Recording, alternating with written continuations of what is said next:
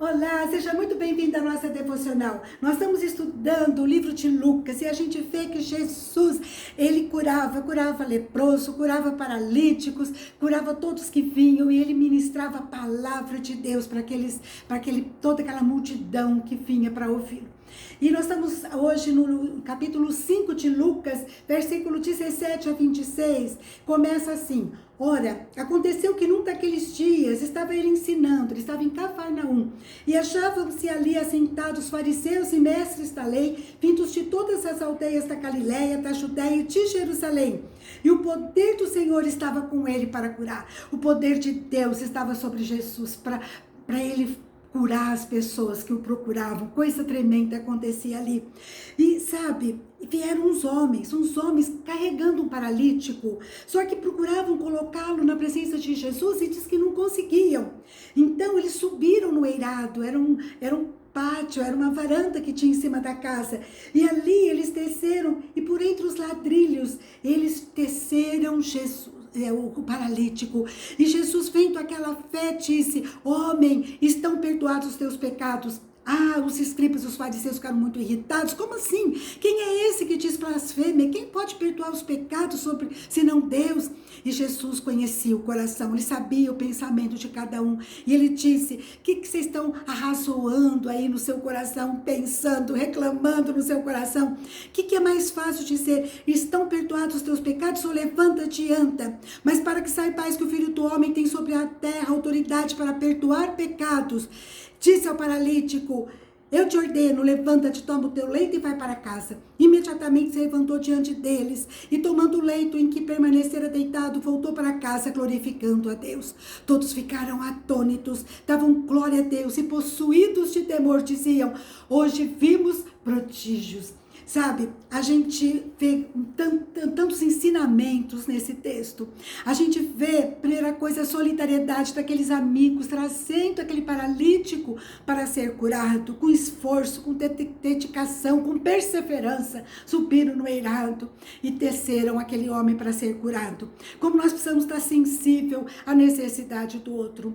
Nós temos entre nós muitos cegos, muitos surdos, muitos paralíticos que não enxergam, que não vão até Jesus. Como nós precisamos perseverar em oração, clamar a Deus por essas pessoas, perseverar com o coração atento à necessidade daqueles que circundam entre nós, sabe, seja no comércio, seja no nosso trabalho, no nosso estudo, seja na igreja.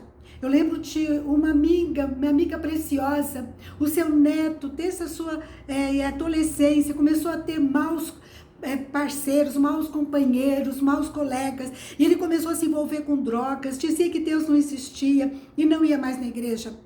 O tempo passou, aquele menino entrou numa faculdade, numa outra cidade, e havia muitas pessoas orando por ele, para ele voltar a Deus, para ele conhecer a Deus. E aquele menino, um dia, num domingo, à tarde, ele estava tão angustiado que ele falou: eu vou na igreja, e depois do culto eu vou conversar com o pastor. E ele foi. Quando ele chegou na igreja, ele sentou lá no fundo e ficou ouvindo a mensagem. No final, o pastor disse: eu quero uma reunião com todos os presbíteros, imediatamente sigam para o escritório para a gente conversar. E ele então ficou amargurado: é isso mesmo, Deus não existe, eu ia conversar com o pastor e não vou conseguir. Daí ele ficou até o final do culto para não dar bandeira, e daí ele, no final do culto, ele se levanta para ir embora, e uma senhorinha, cabelo branco, ela puxou o braço dele e falou: vem aqui, meu filho, desde que você chegou, Deus está ministrando no meu coração e eu quero falar para você. E ela então fala para eles alguns versículos, começa a falar alguns textos da palavra, e aquele menino começa a ficar impactado.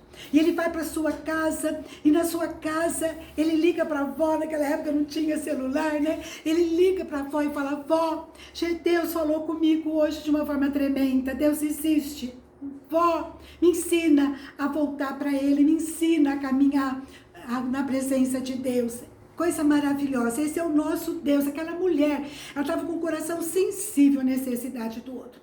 Jesus fala para aquele paralítico, e ele conhece os nossos corações, ele sabe as nossas necessidades, ele conhece os nossos pensamentos, e ele diz: teus pecados estão perdoados. Esse é o nosso Deus que discerne o nosso coração, está pronto para nos perdoar, sabe? Mas os fariseus e os mestres da lei questionam: Ah, como tem tantas pessoas ao nosso redor, que às vezes vai na igreja até, mas para fazer barulho, para questionar, para fazer fuxico, para tirar muitas vezes o nosso foco. Você conhece alguém assim? A Bíblia tem um versículo que a gente lê poucas vezes, né? Tem poucos estudos, mas que é bem duro.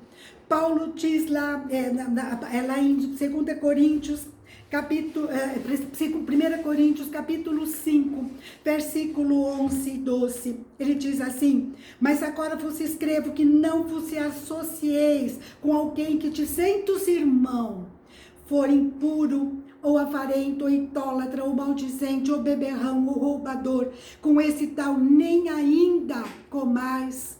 Daí ele diz assim: expulsai, pois, de dentre vós o malfeitor. Uma palavra dura que Paulo fala, mas nós devemos aprender, porque senão o inimigo usa essas pessoas muitas vezes para nos tirar do foco, para nos tirar da bênção, né? Pessoas que querem formatar, controlar o que Deus pode ou não pode fazer. Ele podia curar o paralítico, mas não podia perdoar os pecados. Os fariseus e os mestres da lei assim pensaram. Defendendo uma religião sem vida. Muitas vezes a gente fica insensível à voz de Deus. A gente vê essas pessoas falando, né? E sabe, querendo encaixar o padrão de Deus, o limite de Deus ao nosso. E a gente vai perdendo a bênção, vai perdendo o foco. Jesus, ele não veio para ser curandeiro, para satisfazer nossos caprichos. Jesus veio para perdoar nossos pecados, para transformar o nosso interior. Isso que ele diz, que é quando ele diz: olha, eu vou perdoar os seus pecados, não por mero perdão, mas para que haja uma nova vida para aquele paralítico, uma transformação. Mesmo que se andar seja visível a curto prazo, o perdão, a transformação vai acontecendo gradativamente, é um processo, né? Então, que eu possa entender que não há limite para o poder de Deus e que eu possa priorizar Jesus no meu coração, na minha vida, e me retirar para orar, assim como nós vimos, né, no último versículo anterior, que Jesus, ele se retirava para orar, capítulo 5, versículo 16, ele se retirava para lugares solitários e orava. Que a gente possa fazer o mesmo e priorizar Deus sempre na nossa vida, e as demais coisas serão acrescentadas. Mateus fala isso, capítulo 6, versículo 33.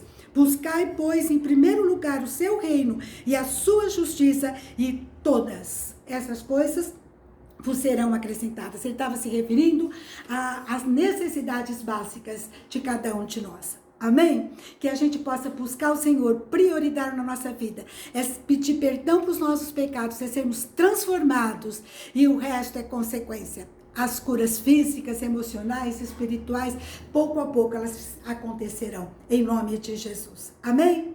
Um grande abraço para você, fica com Deus e até a próxima, se Deus quiser.